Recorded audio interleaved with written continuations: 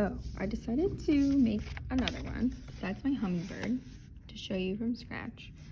So this is a blank sheet of paper that you're gonna get that we'll fold in half, so that when we collect all our pieces, like for example, if this is gonna be part of my sky, we're gonna put all of our pieces in here. So that way when you give them to me at the end, they're just stacked nicely and I can pass them back like that and we don't have to use a bunch of baggies.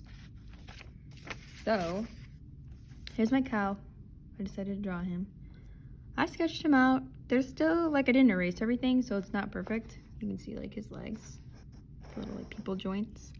I didn't color it like great either, but this is just so I'm like, oh, okay, this is part of the sky. It's blue. Oh, this is a cow spot. It's black. My corn, I don't know if I'm gonna do it gold or like green, like if it's fall or if it's still summer. Here's what I recommend doing. If you're like me and you have a cow where some spots are white, I still want you to rip up paper to go in the white spots.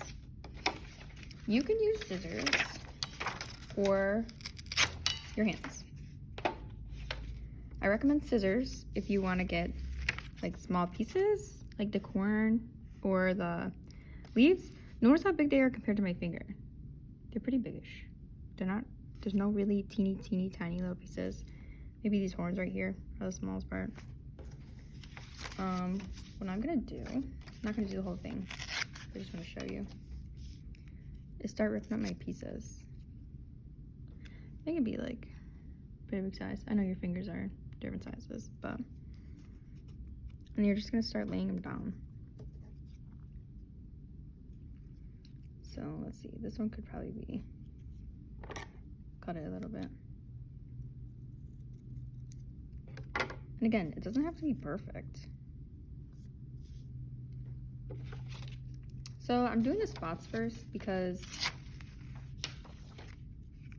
they're more detailed.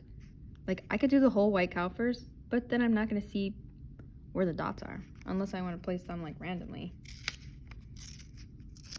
When you're thinking about ripping versus cutting, when you rip it, it gives you this soft, like frayed edge. If you're cutting, it's gonna give you super jagged, like sharp lines. So just think about how putting all those pieces together will make your picture look.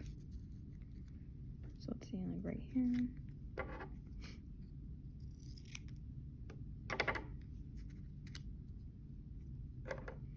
Okay, cut this piece a little bit more. What we are going to do, so these pieces covered one, right? And I don't want you to be like, oh, there's my background. Like this piece, way too big, all right? We're gonna think about the size of a quarter.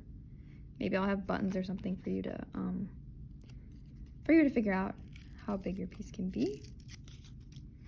We're gonna work on layering. So that means I have this piece right here.